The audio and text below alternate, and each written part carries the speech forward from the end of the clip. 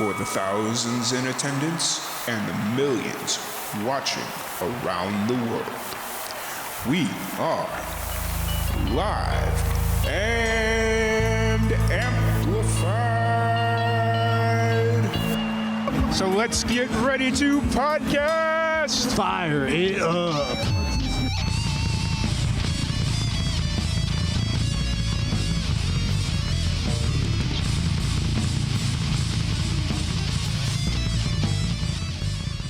Welcome back to another live and amplified livecast. I'm your host, Tom Quad, and we are back at it again here at LNAMusicReview down by the river at the amazing Mountain Breeze campgrounds.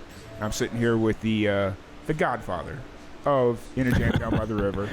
I figured I'd give you a new name, Dustin Brown. How's it going today, man? Oh, it's pretty good, man. A little tired, but good. Fair enough. Can you live with the Godfather moniker? I don't know if I can do that. Well, but I am a godfather, actually, to family members. So I guess, yeah. But I don't know if it fits me too good. I didn't want to give you the title of El Presidente because I feel like that one's already taken, but... Yeah, I mean, maybe like El Chapo or something. There we go. El Diablo. Means fighting chicken. Yeah, there you but yeah, glad to have you on. It's kind of become a tradition here at LNAMusicReview that we sit down at some point. Usually we try and do it at the end, but this year it's a lot bigger animal than it's been in years past. It's a monster, yeah. It's a monster. So how's things going? We're on Friday, so day 3 of 5 technically, or do you count Sunday as like not really a day? No, we can count it. We have 3 listed days, of course. Yeah. But yeah, with the Wednesday pre-party, you're right. I'm like, we are on day 3. Yeah. And then Sunday will be a whole day of hanging out and stuff like that too. So yeah, we can call it. I guess we can call it that. 4 or 5 days. Awesome. How's things been going for you? No sleep, but never get any sleep doing this, so I should be used to it by now. But we've got a nice crowd. We've got some great artists this year, and so everybody seems to be happy and smiling and having a good time, so that's all I need. I think you get very little sleep because you put the jam sessions right by your van over there. Yeah. This year I actually said that I was going to go to the opposite side of camp and set up so that way I could get away, and then yeah, that didn't happen. It won't happen. And I like jamming too much. That's more my bread and butter. I've always was raised up around a campfire playing songs and stuff, like in my early days of doing this. So yeah, it's hard to be at a festival that you're running and then also partake in my favorite part, which goes till 3 or 4 in the morning, or I think they did 5 a.m. last night. Some of them. That's wild. I'm sitting here trying to keep the energy to stay up till 1 tonight, and it's like. I just don't know if I can do it. I'm 36, so it's like I don't know if I could swing with you guys anymore.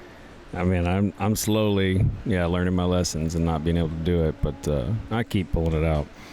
Yeah. Wednesday, that is the one day you do not get 2 hours of sleep, and that's what I did for whatever reason. So it's just been playing catch up ever since then. Fair enough. So.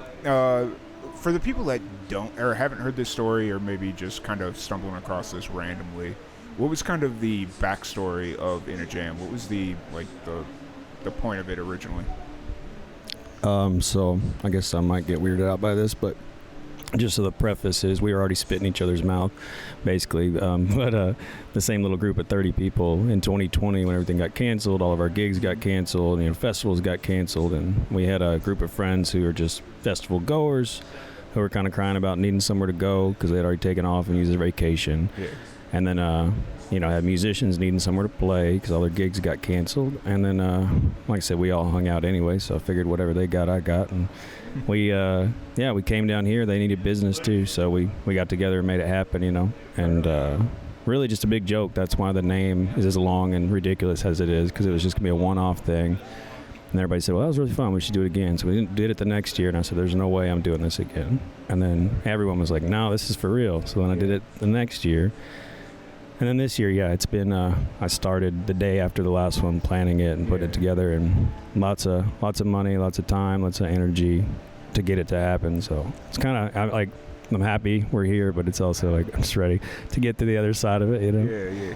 Enjoy it while I'm doing it. I think once we get to past year 5, that's where you'll know if it's going to be something that happens every year or something that's like, okay, we tried and then, Yeah, and I think at this point I always want to do it. I always want to keep it going, and just if I don't get the sponsorship that we're needing, it will just be smaller. Yeah. I think, and maybe it's one of those things we do it small one year, and then we do just all songwriters, and then we do it big year, with bands and stuff. But I think this year the hard work is going to pay off. We've got quite a few people that seem to be interested. Some eyes are being peeled, and we're getting more attention out there, which is good. So I think maybe those sponsors will come around and stuff that want to incorporate with us and actually help us get this thing down the road.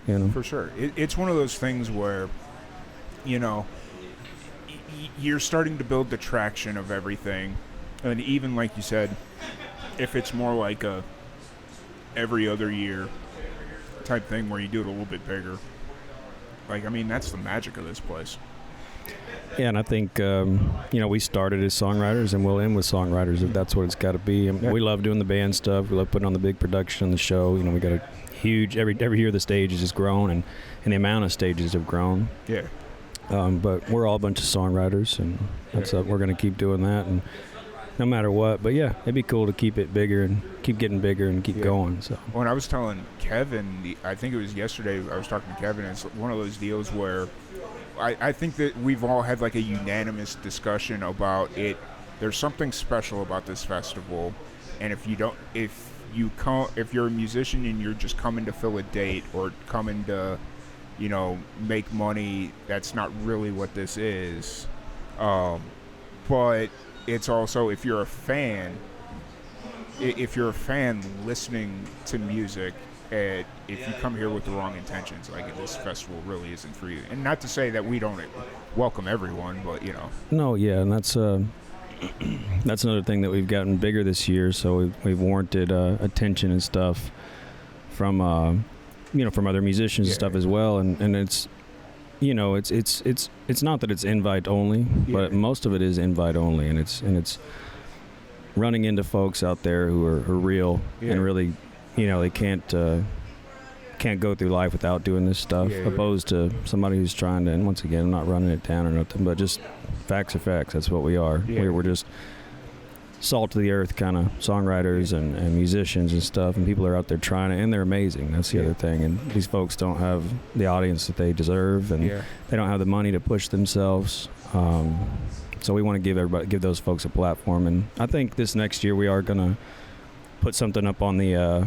website, where people can apply. But whatever. I'll be controversial. If you're not one of those people, if you're just out there running around trying to make a name for yourself and have fun and be the center of attention, and I don't know if it's the place for you, but if you're one of those gritty songwriters that all you've thought about your whole life is writing the best song you can each and every time, and being somebody that be proud to be remembered, I guess.